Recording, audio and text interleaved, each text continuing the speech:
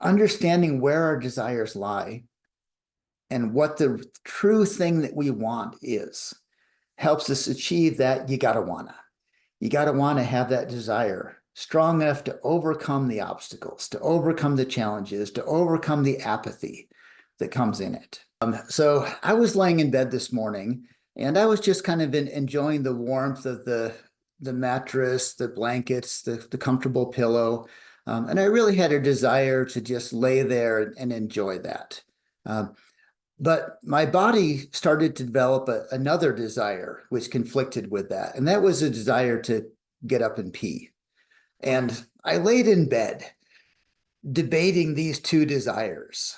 I desire to just lay here, but I kind of desire to get up and go to the bathroom as well. And before too long, that desire to get up and go to the bathroom began to outweigh my desire to lay in the bed. So I got up. Uh, in life, we always have desires. We have conflicting desires. We desire different things that are going to require a sacrifice on one side or another. But in Think and Grow Rich, Napoleon Hill starts out with that idea of desire because that's the foundation of everything we're doing.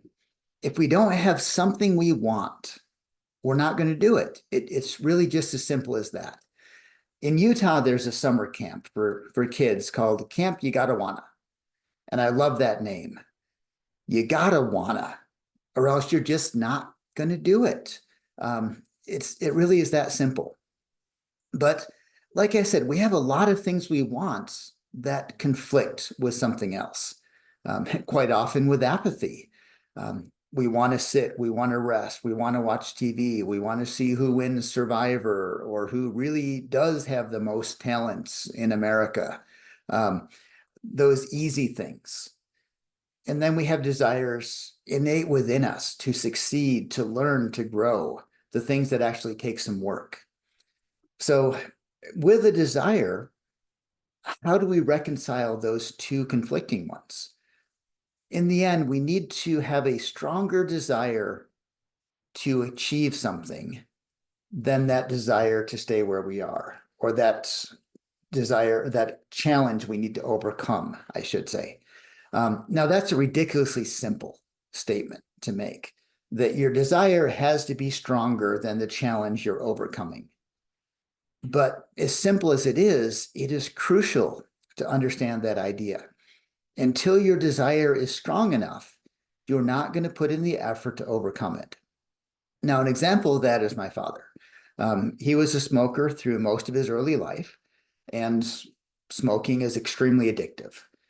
He tried to quit several times and just failed and went back to smoking again. Now, I grew up way in the countryside, upstate New York, and when I was a baby, there was a very heavy snowstorm. And my dad looked out at this snowstorm and the roads were too deep to be plowed for a little bit. And he got thinking that if he couldn't get out to get to the store to get the formula that I needed, I, as a baby, could die. And then he thought if he ran out of cigarettes, he would have put on his boots and started trudging down to that store. And it hit him at that point that his priorities were off if he could imagine his son dying because he couldn't get to the store, but yet he would go out and risk his life to get those cigarettes. And with that shift in his mindset, his desire to quit smoking, to not be in that situation, became so much stronger than his desire to smoke and have a cigarette.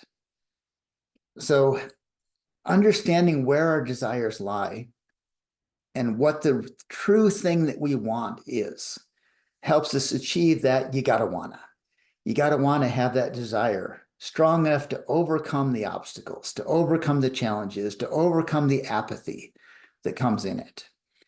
And the first step in understanding or growing that desire within you is to understand why you have that desire. What is it you're really looking for? So for my dad, it wasn't so much that he was looking to quit smoking, but he was looking to be the kind of person who put his family first instead of his own desire or addictions. And once he had that understanding, he could move forward and get the strength for it. So that why is going to be different for each of us. As a teenager, I wanted a car. But when I thought about why do I want a car? Was it for status? Was it for freedom to move around? Was it to get the girl? Yes, it was to get the girl. And no, I didn't get her, but I did get a car. So it was good enough there. But understand that desire. I got a job to work because I had a desire to get a car, and I could build them that way. But without that desire, without that need, I would have just sat at home and really not done anything. So building your desire, understanding your why, and then keeping it top of mind, because I know I'm distracted by shiny objects all the time. Yes, I set this great goal, but wait, this is a great goal too. Oh, I should go work on that one.